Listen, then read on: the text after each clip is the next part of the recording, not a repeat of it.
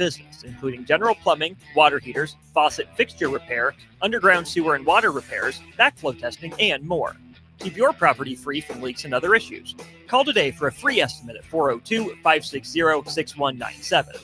It's not just Lincoln, Waverly, and the surrounding area anymore. It's also Seward and Milford with no trip charges. Contact Select Plumbing to inquire at 402-560-6197. With UBT, you've got total control over your money. Like Doug, who runs his game day tailgate like a well-oiled machine. I got burgers, brats, chicken, dogs, plus all the fixins. And with the UBT Go app, I can track my food spending from anywhere. Pro move. They don't call me Grill Sergeant for nothing. No matter your goals, UBT helps you feel good about reaching them. Union Bank and Trust. Member FDIC. Finally, a good reason to have a smart house. Just say, Alexa, play 93.7 The Ticket, and we'll magically start playing. How's it work? Nobody knows. Don't ask questions. Live from the heart of Lincoln, America, welcome to Ticket Weeknights on 93.7 The Ticket and theticketfm.com.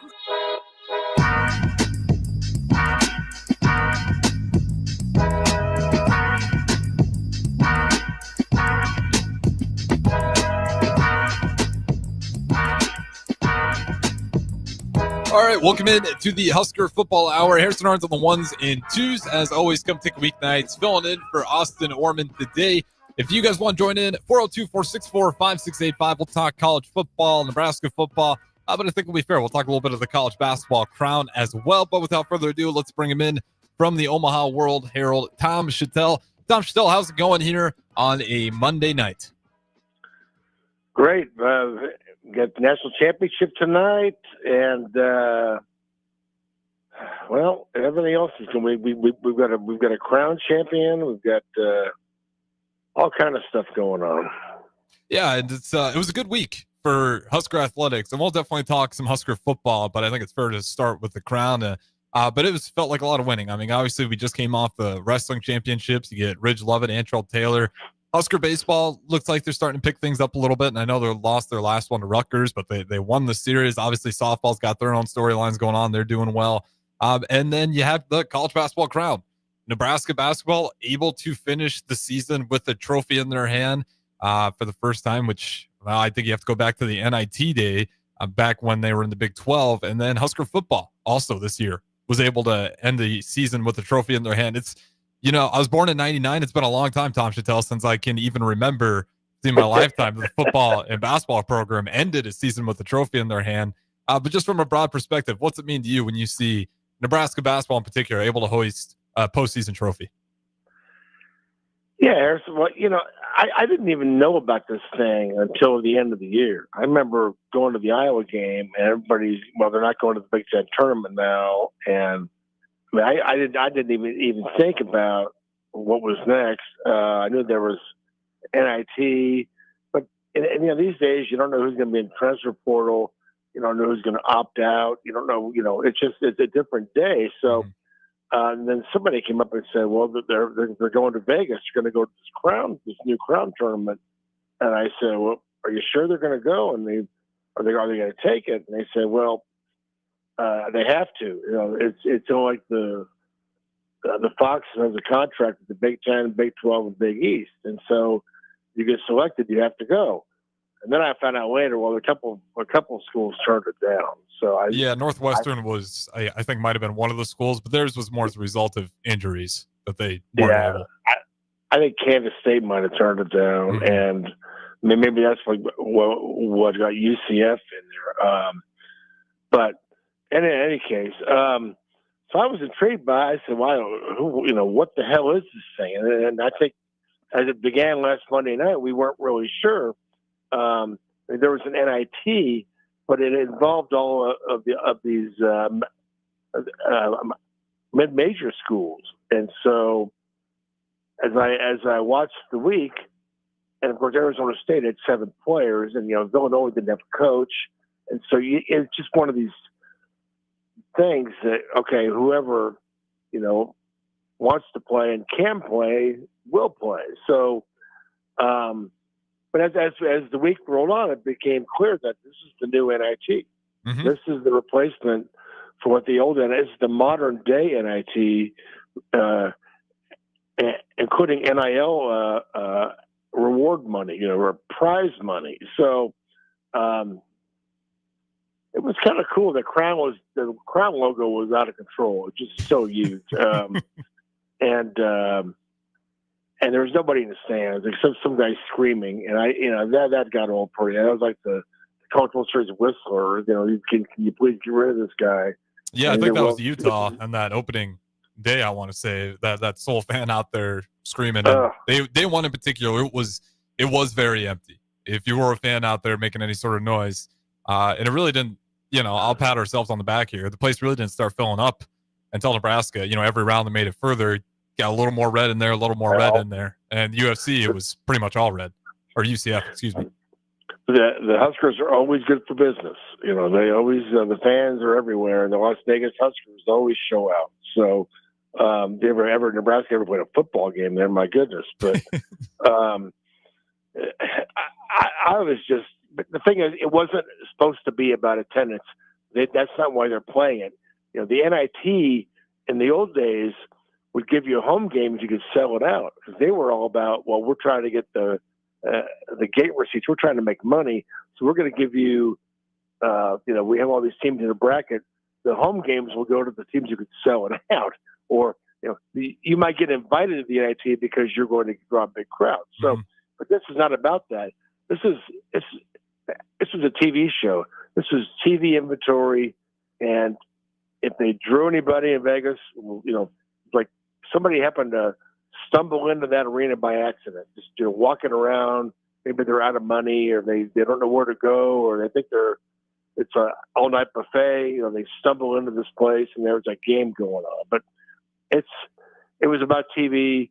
It's about Fox trying to create something new, and I thought it worked.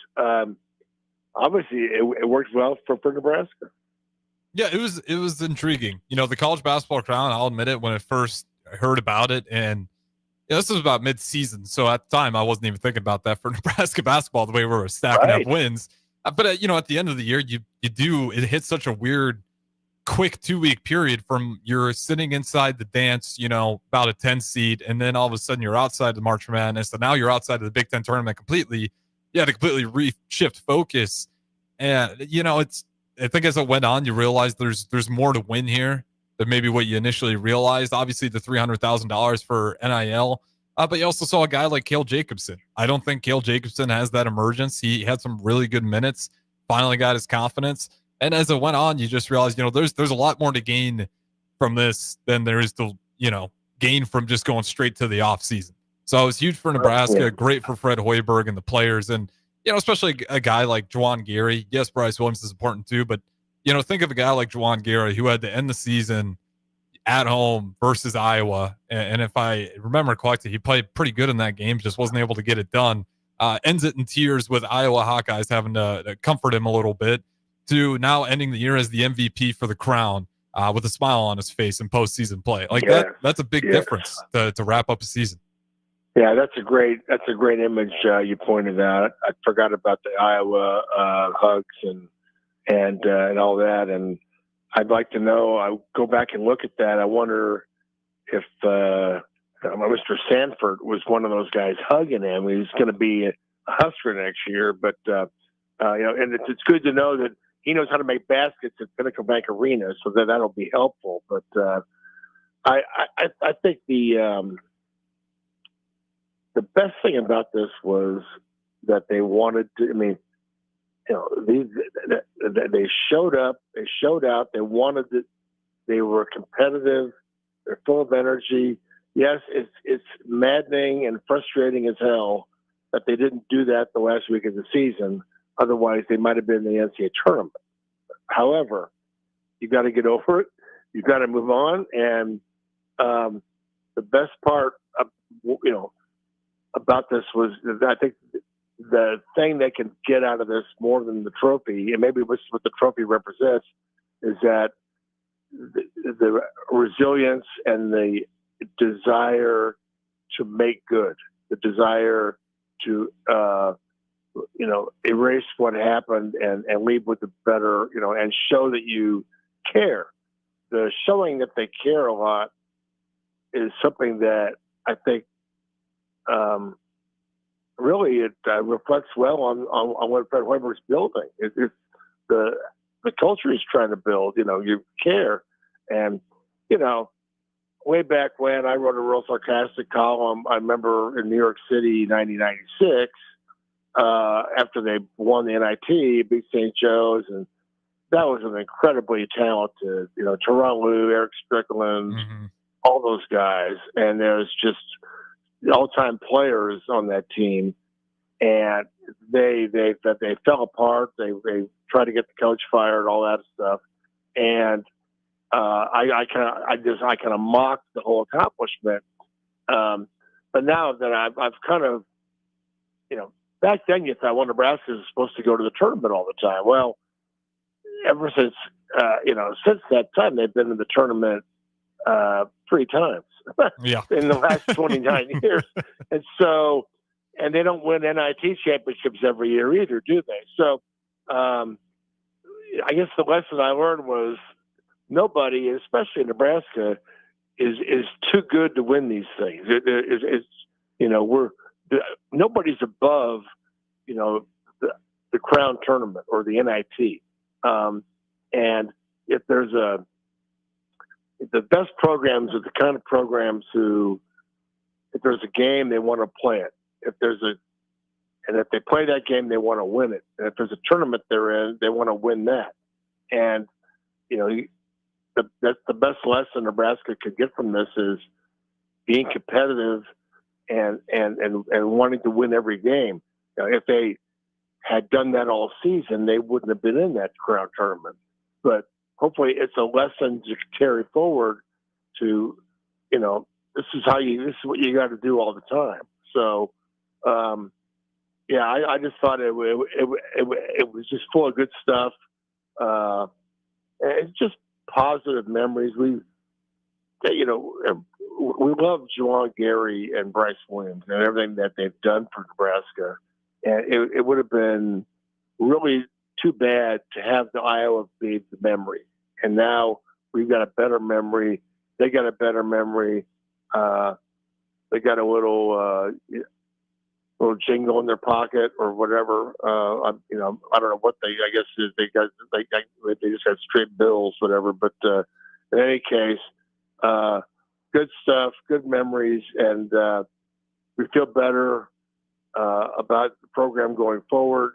They've got a nice haul. Looks like on the portal, it'll be helpful. Some guys coming back. And now we know Mr. Jacobson, and it's full of good stuff. So I agree, it was fun, and Harrison. The funny thing was, I can't tell you how many people talked about that last week and wanted to watch every game.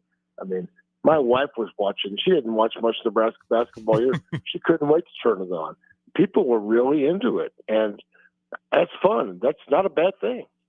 No, it was good to see. Like I said, I wasn't entirely sure of the popularity. Obviously, as a Nebraska basketball fan, I was going to tune in regardless if the people were watching it or not. But the viewership, it was good. I'm curious to see what the official numbers are on it when those are actually out. But it was a good first year for it. Nebraska can hang their hat on being the only school with the NIT and a college basketball crown championship. No March Madness win yet, but you got those two. And, the hope for these things is it's momentum. And you want to make the big leaps all the time, but you got to appreciate those small steps you make towards the right direction. And to your point, with Bryce Williams and Juwan Gary, it's a great way to remember him. And what about Dylan Raiola being there? I mean, I was going to mention that as well. He was like Taylor Swift at a Chiefs game. He's practiced Saturday, and because it's on a plane and goes to Vegas. I mean, it's great. I mean, he's everywhere. But what I was really thinking was, I think this is going to be, like I said, the new. I don't really want to call it the NIT, but this is because there's no home games, but there's the new postseason tournament you want to play in, and I think a better way, hopefully, to do this would be to be like the Players Era tournament, which is in the fall in Vegas, where they had 8 schools last year. All 8 schools got $1 million up front. That's Saudi money, and they're ready to go. And they paid everybody $1 million, including Creighton, to show up at this thing, last November. And it's all the $1 million is supposed to go into your NIL collective. Mm-hmm. And so I think the crowd would be, Fox can swing it. I'm sure they can. Pay all the teams, offer $1 million up front, like the other one. You might get some players who say, "Well, I'm not going to go in the portal just yet. I'm going to wait till after this thing and then go in the portal because I want to get paid." So you might end up with rosters that are a little more loaded than this past year. So that's just a thought. It's a good idea because I think Nebraska was the most intact team throughout that entire thing. You without Raleigh Wooster, but Mia's able to play for you on some limited minutes. Then throughout the tournament, we just had some players carve themselves out a role. But I think Nebraska's most impressive win is probably Boise State throughout that thing. So I know Boise State was pretty intact for the most part. They still had Dagenhart out there, their best player. UCF, to your point, they're missing a couple of their best guys. And that's not, nothing to, if you're Nebraska, a win's a win. You're not thinking about it all too much. But for the competitiveness of that tournament, you were seeing a lot of those players already be in the portal. And then luckily for Nebraska, we had a guy, Gavin Griffiths. He waited until after the fact. But it would be another way to try to keep those guys invested in staying in the tournament. And March Madness kind of has that problem in itself, too. Their guys all want to play, but as soon as, they take a loss, it's like they got players that are getting talked to already and trying to keep coaches intact. So when it comes to NIL and just trying to keep guys in their school until postseason at least wraps up, anything we can do to fix that, because that's just become somewhat of a plague, even with coaches as well. You're having coaches getting talked to in the middle of tournaments, other universities trying to pull them away. But I think it's a good idea for the college basketball crown. And I think this was year one was a big success for it. And Fox, to your point, they certainly got the resources to throw their weight around if they really want to push this thing going forward. And to your point with Dylan Raiola as well. Yeah, he's everywhere. I got to say, Dylan Raiola is an excellent recruiter for the University of Nebraska because he shows up to a lot of places, and every time he does, they put him on the Jumbotron in any arena he seems to be in.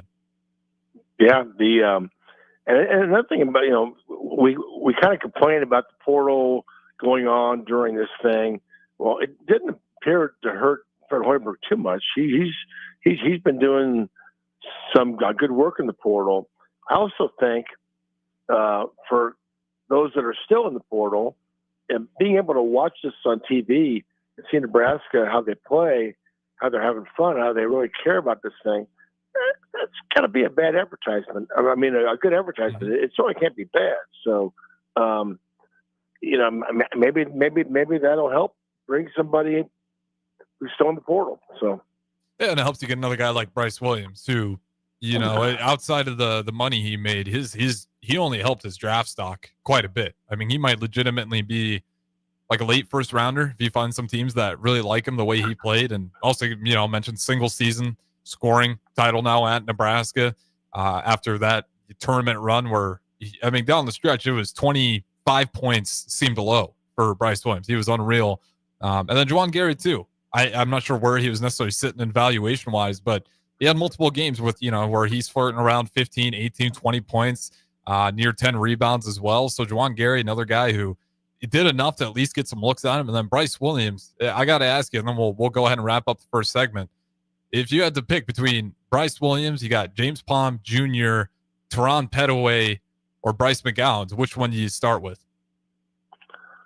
Oh, well, I like Bryson over all those guys, to be honest with you.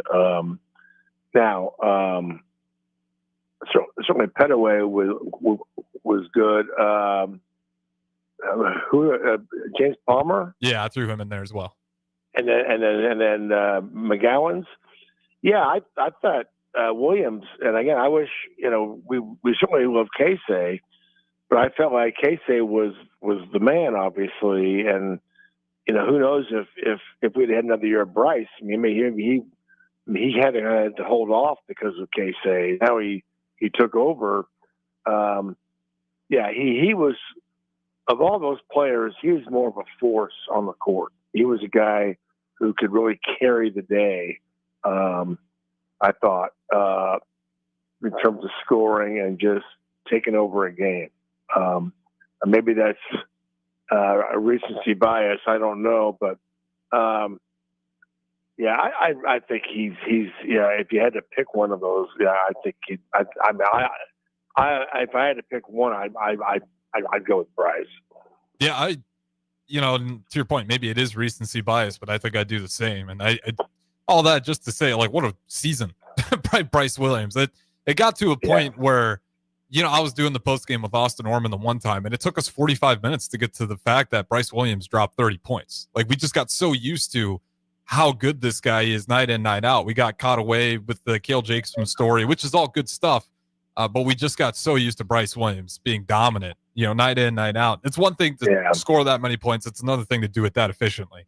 When you are the sole focus of every defense we go up against is how do we stop Bryce Williams? So, it's nothing against Deron Petaway, James Palm Jr. and Bryce McGowan. All those guys were great, but man, just really impressed by Williams multiple times this year, just carrying that offense. And, I couldn't tell you what our win-loss total would be like if we had half of what Bryce Williams was this year. He's a phenomenal player. So again, wrap up this first segment. Just awesome to see him and the rest of the seniors go out with the win as opposed to a loss versus Iowa at home to end the regular season. But that's going to do it for segment number 1 here. We'll have segment number 2 coming up next. Husker Football Hour. We'll definitely talk some Husker football up next. Tom Shatel, Omaha World Herald, Harrison Arns back at the Ticket Studio. We'll talk to you guys in a little bit. Jack Russell of Farm Bureau Financial Services is here to help you protect things that are most important to you. Whether it's your home, your family, or your future, Jack Russell has the proven experience to get the job done while developing authentic relationships with you. Give Jack a call today at 402-421-9100. Again, that's 402-421-9100. Or visit one of his 2 locations in Lincoln or Seward and learn how you can excel in the complicated world of insurance. Jack Russell of Farm Bureau Financial Services, a trusted and well-respected representative since 1999. Gaina Trucking is hiring CDL Class A and B drivers. Their strong team culture makes it not a job, but a career.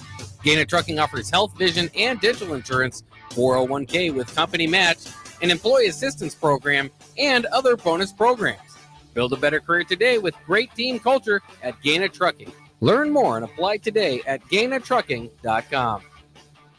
Tailored Landscapes is actively preparing for spring. Things like new tree orders, getting equipment ready, and training staff to serve you the best they can. If you haven't already planned, now is the perfect time to figure out a maintenance plan for your yard. Tailored Landscapes is on the brink of spring cleanups for all their existing customers, and they have limited spots available. They trim trees and shrubs when needed and only mulch proper amounts.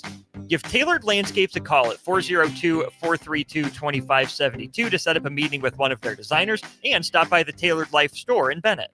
If you're in Seward or Milford, listen up. Select Plumbing is now servicing your area with no trip charges from Lincoln. Select Plumbing works on a variety of issues for your home and business, including general plumbing, water heaters, faucet fixture repair, underground sewer and water repairs, backflow testing, and more. Keep your property free from leaks and other issues. Call today for a free estimate at 402-560-6197. It's not just Lincoln, Waverly, and the surrounding area anymore. It's also Seward and Milford with no trip charges. Contact Select Plumbing to inquire at 402-560-6197.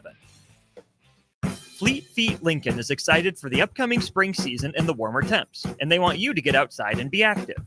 Fleet Feet's Fit ID process takes a free 3D image of your feet to help runners and walkers alike find comfortable tennis shoes and inserts that ease pain associated with plantar fasciitis, bunions, and more.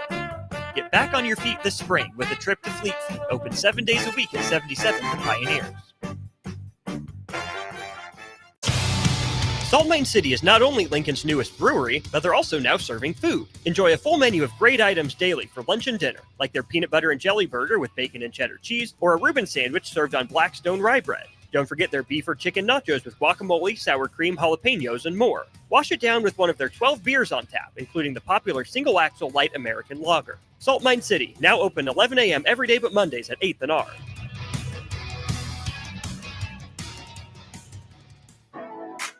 Hey volleyball fans, this is Laura Dijkema, National Player of the Netherlands and now the setter on Omaha's newest professional team, Love Omaha Volleyball. League volleyball is bringing the heat this year. Don't miss your chance to see Olympians, national players and national champions right here in Omaha from now through April. We can't wait to see you cheering for us in the stands. Visit lovboma.com to buy single match tickets to see me and Love Omaha volleyball in action. Go Big Green! Hi, Sean Callahan here for Koppel Chevrolet GMC, and March Madness is here, and Koppel is ready to rock and roll. We just closed the books on a tremendous February, and we're locked and loaded for a big March. True 0% APR is happening right now at Koppel on select new models. Koppel also has over 10,500 off list on new select models. So please stop on by and see what confident driving and confident buying is all about. We're right down 144th Street or online at koppelcars.com. All deals with the roof credit, 0% is standalone. Your home is your empire. Protect it with Empire Fence. Get a free instant quote with the online estimating tool at empire-fence.com. See an upfront estimate with no hidden fees. An Empire Fence can provide privacy and improve the appearance of your home. Keep kids and pets in or out of your yard. Increase security and add value to your property. Visit empire-fence.com now to view the stylish and maintenance-free possibilities for your home and get a free instant online quote. Let Empire Fence protect your empire. 93.7 The Ticket is proud to provide listeners with daily opportunities to win contests and prizes on our airwaves, and would like to take this opportunity to remind you of a couple rules. All participants must be 21 or older and must wait 30 days after winning a prize to participate in another contest. Once you win, you have 30 days to pick up your prize at the KNTK Studios, 1040 O Street in Lincoln, or your prize will be forfeited. Thank you for participating in our contests, and thank you for listening to 93.7 The Ticket. Hi, Sean Callahan here of HuskerOnline.com, inviting you to join us here on 93.7 The Ticket every Saturday morning now in our new time. We're on from 8 to 9 with the weekly Husker Online radio show. We'll give you the latest in recruiting. We'll talk about what's going on with both football, basketball, and we'll probably share a few stories from the inside. It's every Saturday morning right here on 93.7 The Ticket. It's the Husker Online radio show from 8 to 9 a.m. Back to The Ticket weeknights on 93.7 The Ticket and theticketfm.com. All right, welcome back in Husker Football Hour with Tom Shatel of the Omaha World Herald, and Harrison Arn's back at the Ticket Studio running the ones and twos. On the last segment, we talked a lot of Husker hoops, and we ended it with the prompt of between Bryce Williams, James Baum Jr., Bryce McGowan's, and Teron Petaway. Which one would you take? A lot of the texters, we got John and Cortland, Bryce Williams, no question, and a couple unknown texters as well chiming in, Bryce Williams. So it feels like Tom Shatel might have made the right answer with that one. But segueing over to some Husker football here, as we mentioned, we saw Dylan Rayola plenty at the Vegas Crown, but we're also hearing a little bit more from spring practice. In particular, we got about 7 days down. We got another week coming up here, but you're hearing a lot of promising things in particular about that offensive line. Matt Rule saying it's one of the strong suits so far in spring practice. Again, early, a lot of offseason chatter, but just to hear that the offensive line right now looks like one of the stronger units on the offensive side of the ball. Does that sound about right for you with the continuity that those guys have been having? Well, I hope so. I mean, I haven't seen. They've opened up practice like once or twice, and I've been down there for that. And I'm not sure what we'd even see since we see the very beginning of it. But yes, that's what we expect. As I've said, it's go time for the offensive line. Third year in the program, they've got some older guys. They've got certainly a couple guys that are coming back from injuries, but they're loaded. 17 linemen, I guess. Yep. It's a good room, as they say, and I just want to see. I want to see them take the next step, and center to me is a big position, mm-hmm. but they've got and there's got to be a leader of the band, and maybe it's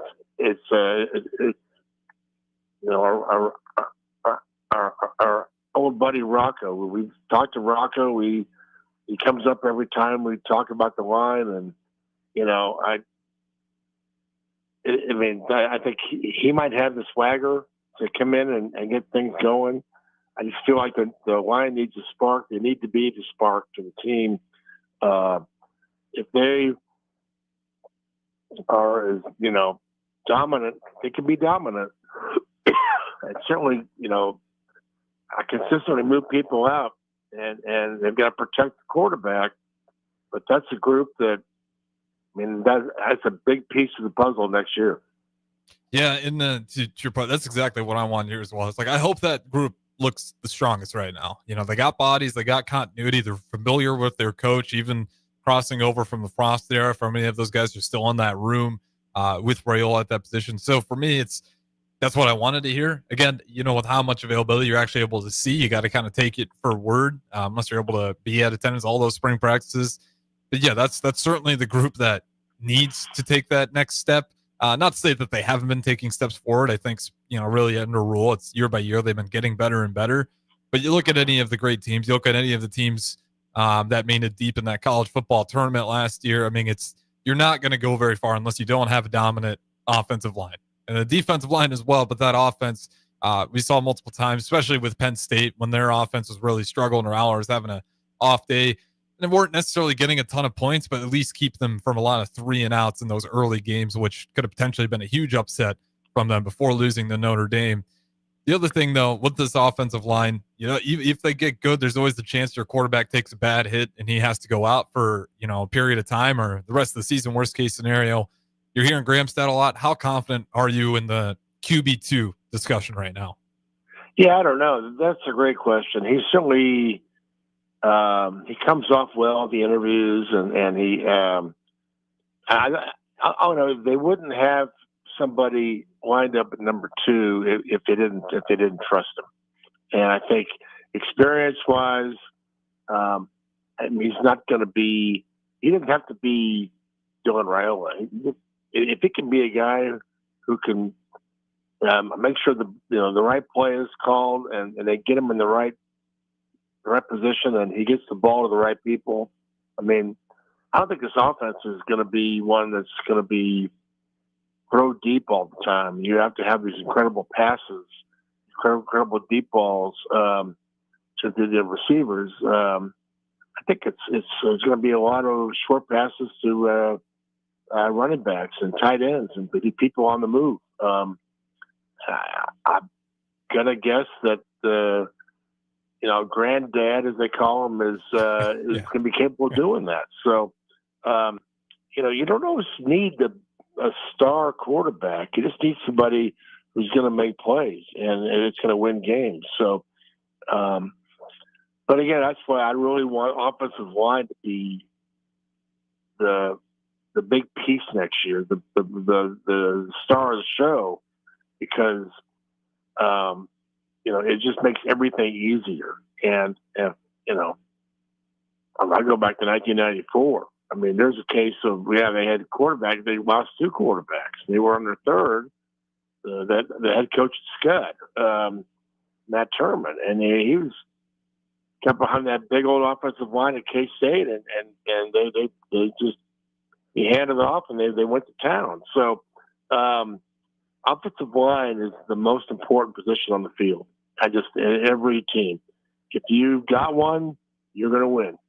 If you don't got one, you're going to struggle. Yeah, that's simple. Anybody, and I don't care what level, even, you can peewee level football. Anybody who's played on the defensive side of the ball and who's had to play a team whose offensive line was just that much better than whatever you had to offer defensively, it just becomes a confidence issue very quickly for anybody who's playing against an offensive line that's just constantly, getting pancakes left and right. Because that's at that point, it's not a whole lot schematically you can do outside of loading the box. And if you're still having problems stopping any sort of run, well, then you're in big trouble. And, we've seen that certainly at times when we've had to play Wisconsin in the past, where it's like you just feel helpless at times. And then pretty soon it's almost like that confidence starts bleeding into the offense as well.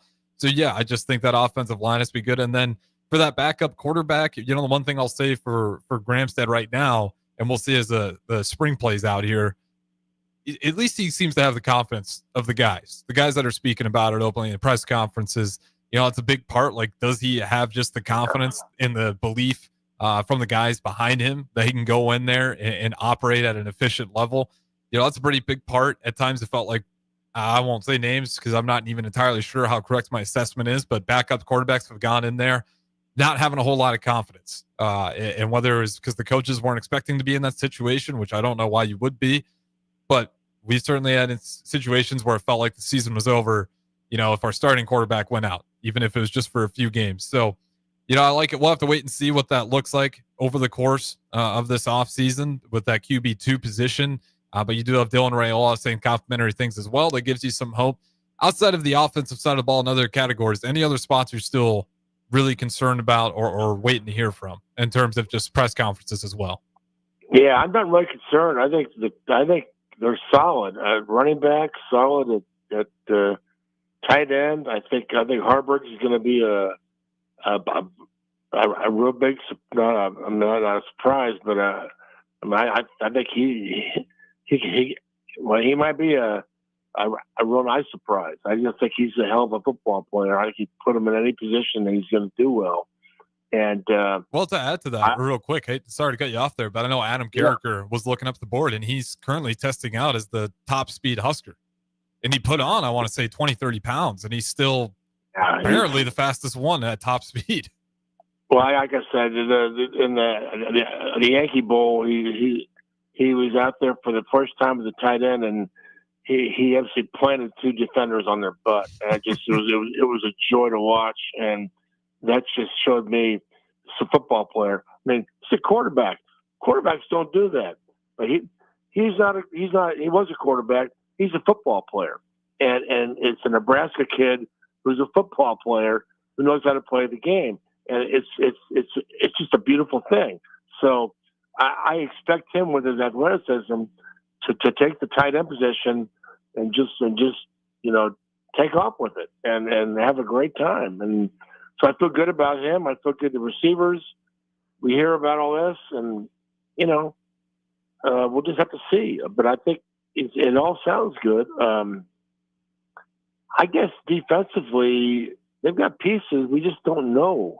Is that front four going to be up? Maybe it'll be better. Maybe it won't be as good. It just has to be good. It just has to be able to. I don't put pressure on the other guy. I go knock the quarterback down. Sack him and stop the run up front. The linebackers.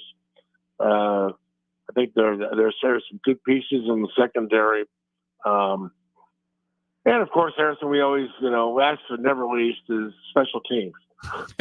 So I just want to see some energy and some purpose there. And if Mike Eckler does nothing else, he knows how to coach energy and want to. And so I expect the special teams can really energize a team. It can really be a spark. And if you're kind of not doing much of anything, then you're just kind of there. But if you're on top of things and you're knocking people down and you're getting big gains on returns, and it's the crowd gets fired up, they stand up, they get loud on a big return or a block punt, or it's just special teams is very important. It's like it's the kind of thing that it can be like the pilot light of the team. It just it fires it up, and so I really, that's what I'm looking forward to the most is offensive line and special teams, and you get those things going, and we're going to have a different season. Yeah, I mean, special teams are, to me, the biggest momentum plays you can probably have in football. Because I even think back to Colorado. I know we won that game pretty handedly, but early in that game, there was a point where Nebraska had to punt, and I believe they brought it all the way back to the 10-yard, but it was right after Nebraska scored, and it's just one of those plays that was just on the verge of sucking all the life out of that stadium. Because Nebraska football was still at that point where people were just waiting for the next bad thing to happen, and it looked like we had a special teams bust right there, and it was about to be tied up all 7-7. And I can't remember who was the one that brought. It might have been Weaver who brought that back, but nonetheless, just about sucked the life out of the stadium. Luckily, they were able to get him down, and Nebraska's defense did what it did for the most part of the year, and they hold a really good stop.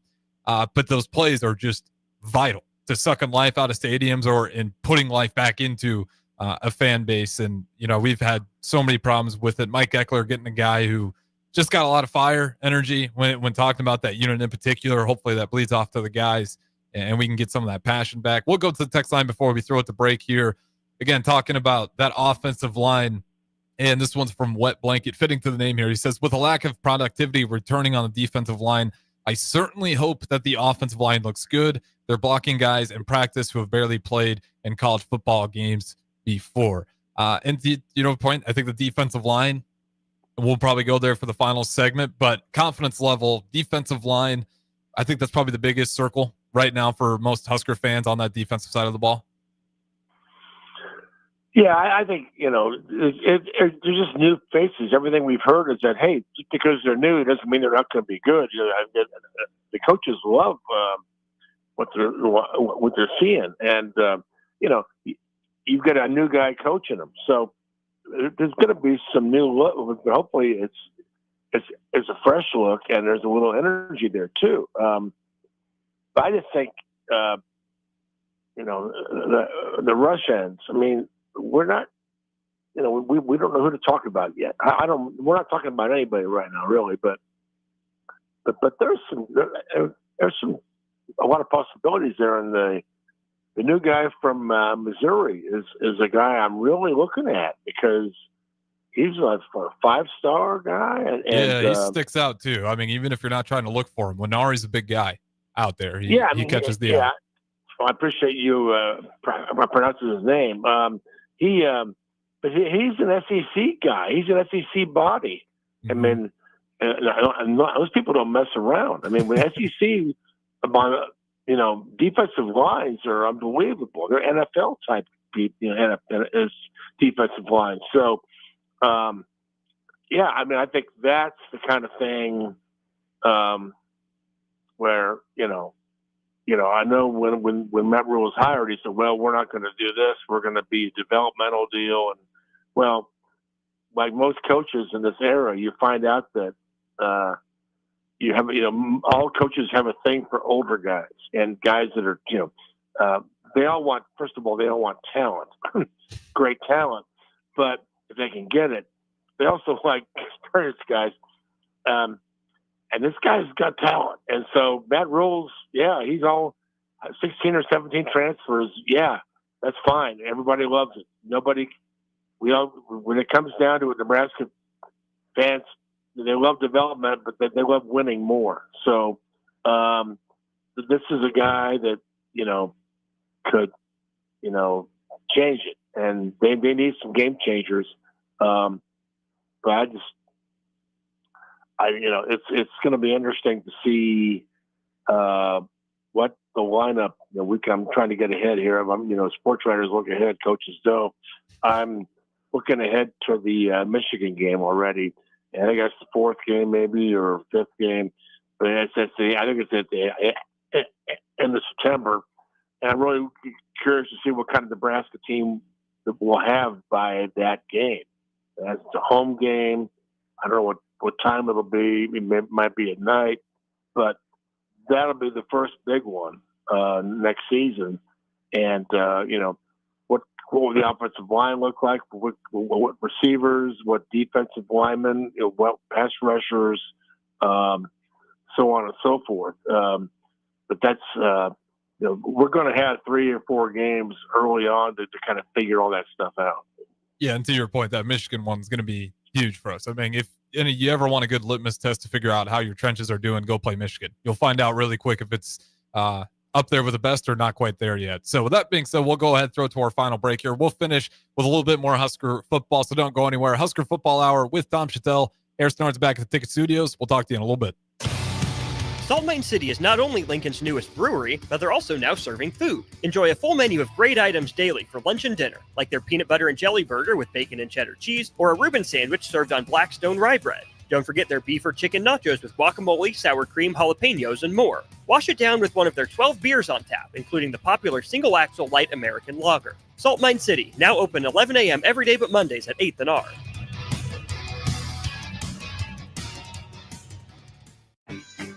Muchachos has been serving Lincoln delicious pork, brisket, and chicken tacos for several years now, as well as Hatch Mac nachos and more. Muchachos also brings you close to the taste buds of your favorite local college athletes with NIL deals like the B3 burrito for Bella Bacon of Nebraska softball and many more. See a variety of different NIL options at Muchachos at 11th and K or order online at yomuchacho.com. Open 11 a.m. to 8 p.m. Tuesday through Saturday. Hey volleybalfans, this is Laura Dijkema, National Player of the Netherlands and now the setter on Omaha's newest professional team, Love Omaha Volleyball. League volleyball is bringing the heat this year. Don't miss your chance to see Olympians, national players and national champions right here in Omaha from now through April. We can't wait to see you cheering for us in the stands. Visit lovboma.com to buy single match tickets to see me and Love Omaha Volleyball in action. Go Big Green! Make plans to stop by Corn Coast Brewing this Saturday, April 12th for their Ales Helping Tales event, partnered with Parkview Animal Hospital. This semi-annual fundraiser collects donations and sells raffle tickets to raise money for Vets Get Pets, a program in the Nebraska Department of Veteran Affairs that helps with adoption fees for veterans. A special beer will be brewed and the first 100 customers who buy the beer will receive a special edition Stadium Cup. That's all this Saturday at Corn Coast Brewing at 14th and Yankee Hill. Rashawn Jackson here for Bauer Infrastructure, a veteran-owned local company proudly serving Lincoln, Lancaster County, and the surrounding areas. Bauer provides quality work at an affordable price, and they're growing rapidly. If you want to experience a career with a fast-paced, family-friendly environment, visit BauerInfrastructure.com. They have top-of-the-line benefits, year-round work, even through the winter. Bauer, usher in the new era of infrastructure to an area near you. And as always, go Big Red! 93.7 The Ticket is proud to provide listeners with daily opportunities to win contests and prizes on our airwaves, and would like to take this opportunity to remind you of a couple rules. All participants must be 21 or older and must wait 30 days after winning a prize to participate in another contest. Once you win, you have 30 days to pick up your prize at the KNTK Studios, 1040 O Street in Lincoln, or your prize will be forfeited. Thank you for participating in our contests, and thank you for listening to 93.7 The Ticket. Hi, Sean Callahan here for Koppel Chevrolet GMC, and March Madness is here, and Koppel is ready to rock and roll. We just closed the books on a tremendous February, and we're locked and loaded for a big March. True 0% APR is happening right now at Koppel on select new models. Koppel also has over 10,500 off list on new select models. So please stop on by and see what confident driving and confident buying is all about. We're right down 144th Street or online at koppelcars.com. All deals with the roof credit, 0% is standalone.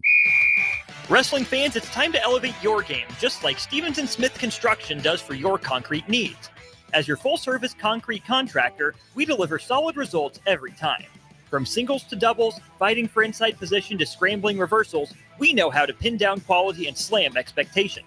Stevens & Smith Construction, a proud sponsor of Takedown Tuesdays on 93.7 The Ticket, where Husker wrestlers bring you all the action. Don't stall, Stevens & Smith Construction is here to help you build a concrete foundation for the win. Check us out at www.stevensandsmith.com because stalling is a penalty and winning is the only option. I used to smoke. I thought a cigarette is my best friend. They were always there for me when I needed a break. I also thought cigarettes were my best friend, and then they gave me peripheral artery disease. I smoked and had a stroke. Actually, multiple strokes. I smoked and have heart disease. Here's my tip. If cigarettes are your friend, you need a better friend. Call the Nebraska Tobacco Quit Line, 1-800-QUIT-NOW, 1-800-784-8669. Paid for by Tobacco Free Nebraska. Aired with the Nebraska Broadcasters Association and this station. Back to The Ticket weeknights on 93.7 The Ticket and theticketfm.com.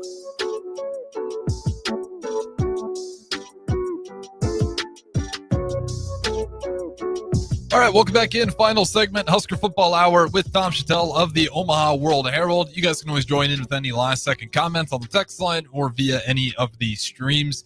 And wrapping things up here, if we got time for it, I had a couple of things. But the first thing I want to hit here is we do got the Husker Football Road Race coming up. Registration available. That one, I believe, July 20th, Sunday morning, 8:30 a.m. And Husker Football Road Race, back in 2012 is when it started. Obviously, after the Rex Burkhead Hoffman run, I touched a lot of people, and they've raised over $200,000 to pediatric brain cancer thus far. Tom Shatel, have you seen the Husker Road Race evolve since its origin back in 2012? Well, it doesn't involve me, so that's much I know. But it's great. I mean, it's a fun deal, so you get everybody involved, and you know, I don't usually cover it. I get nervous around people that run. So, but yeah, it's certainly something that well, a lot of good traditions. You know, it's usually in the summer, I think, right? Outside the stadium. So, yeah. Yeah, July 20th. And I want to shout that out there because it's always a great event. They raise a lot of money, and it's cool thing. If you got especially young kids, you can do the mile run, or you can do 3 miles, and you can go meet some of the athletes out there. And like I said, all money to a good cause there. But the second thing I want to hit with, and then we'll get out of here, is we are here at Matt Rule. He made some comments about Deshaun Singleton in particular, about him coming back for this year. He's a guy who's had to battle a lot, just injury-wise, along a bunch of other things here at the University of Nebraska. And Matt Rule was, you know, I believe he was kind of trying to push him to the pros at first, but it was back and forth conversation. Singleton looks like he's going to be back here as a Husker. How big is it having him back here for another year as one of those guys that you mentioned? He's got experience under his belt. Well, I mean, we saw it last year with Ty Robinson and also Nash. You know, the extra year is, you know, having a veteran. You know, aren't many, you know, players or kids these days in college sports that, you know, like to reload. They like to come back and try it again. You know, it's like, but when they do, it makes the team better. Because I mean, these guys know everything that's going on. They know everything that's supposed to be going on, and things are supposed to happen. And they become coaches on the field. And the best teams have leaders and older guys who are like coaches on the field, who the coaches don't have to tell them what's going on. They already know what's going on. They already know where the ball's supposed to go, or in the case of defense, where the ball's going, and where people are supposed to be lined up, and more importantly, how you're supposed to play. And so in a world of transfers, you know, you need your leaders on the field to make sure everybody's doing, you know, what they should be doing. So I look at it from that standpoint. Is he talented? Yes. Is he going to make plays? Yes. But I look at the way the older guys conduct the team, and the sort of the thing that rubs off on the rest of the team, their leadership, their vibe, their whole, you know, we're not gonna put up with any nonsense deal. I just think, you know, Ty Robinson was a big difference maker last year, and it had everything to do with the fact that he was comfortable in the system and the program and the culture. And this is another case where, yeah, there's a transfer portal and people are coming and going, but there's also a football culture at work here. And him coming back, it's more of a buy-in. It shows everybody that there's a buy-in. And again, I love it because I think it's you don't see it as much. And but the older guys, you know, in college sports make the world go around. So any kind of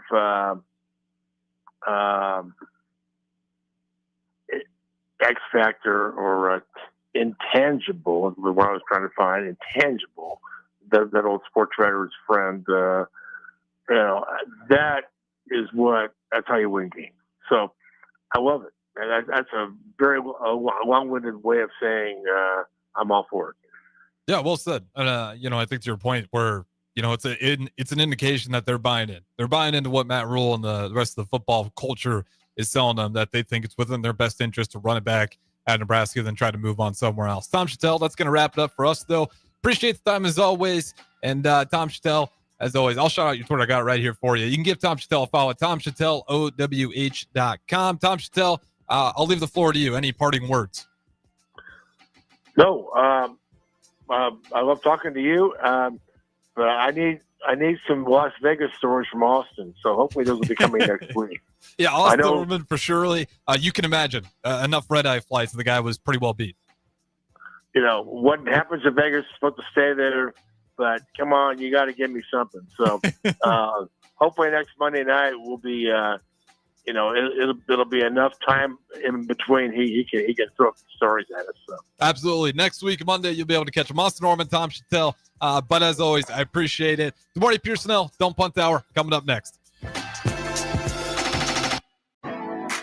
Hey volleybalfans, this is Laura Dijkema, national player of the Netherlands and now the setter on Omaha's newest professional team,